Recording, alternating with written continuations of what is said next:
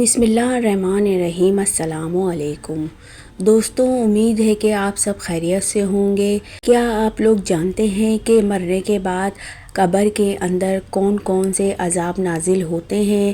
اور جو اللہ کا نیک بندہ ہوتا ہے تو قبر میں جنت کے دروازے کھول دیے جاتے ہیں۔ ایسے ہی ایک گنہگار کا واقعہ جو آج ہم آپ کو بتائیں گے۔ عذاب قبر کا عبرت انگیز واقعہ۔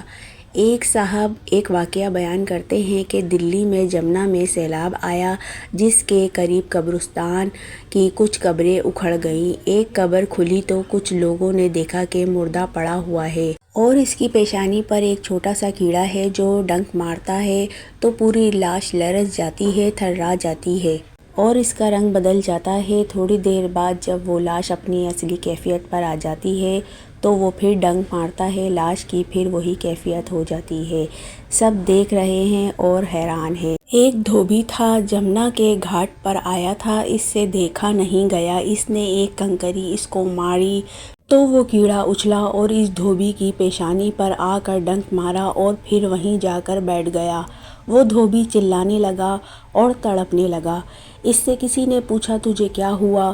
تو اس نے کہا کہ سنو، مجھے ایسی تکلیف ہے کہ مجھے نہ صرف ایک بچھو اور ایک سانپ نے کاٹا ہے اور نہ صرف آگ کا کوئی شعلہ میرے بدن پر رکھ دیا گیا ہے، بلکہ مجھے ایسی تکلیف ہے میرے بدن کے ایک ایک عضو میں، بلکہ ایک ایک رونگٹے اور بال میں گویا ہزاروں لاکھوں بچھو اور آگ کی چنگاریاں بھر دی گئی ہوں۔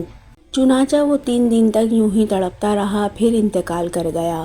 تو مولوی مصطفیٰ صاحب فرماتے ہیں کہ میں سمجھ گیا کہ یہ اس دنیا کا کیڑا نہیں بلکہ برزخ کے عذاب کی شکل ہے۔ میں نے سوچا کہ صاحب قبر کے لیے دوسرا علاج ہے۔ قریب جا کر ہمت کر کے بیٹھا اور کچھ سورتیں یاسین شریف اور سورہ اخلاص وغیرہ پڑھنا شروع کی۔ جب میں نے قرآن کریم کی تلاوت شروع کی تو وہ کیڑا چھوٹا ہونا شروع ہوا اور ہوتے ہوتے ذرا سا ہو کر ختم ہو گیا۔ جب ختم ہو گیا تو ہم لوگ بہت خوش ہوئے کہ اللہ تعالیٰ نے اس کو عذاب سے نجات دی۔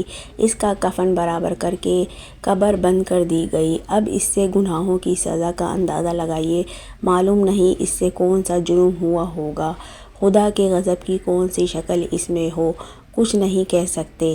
اللہ سب کو فکر و آخرت نصیب فرمائے اور عذاب قبر سے محفوظ رکھے اور ہمیں نیک اعمال کرنے کی توفیق عطا فرمائے تاکہ ہم اپنی قبروں میں جائیں تو ہمارے لیے دوزخ کے نہیں بلکہ جنت کے دروازے کھولے جائیں۔ آمین یا رب العالمین۔ Subscribe my channel and hit the bell icon. Like کریں، شیئر کریں پلیز۔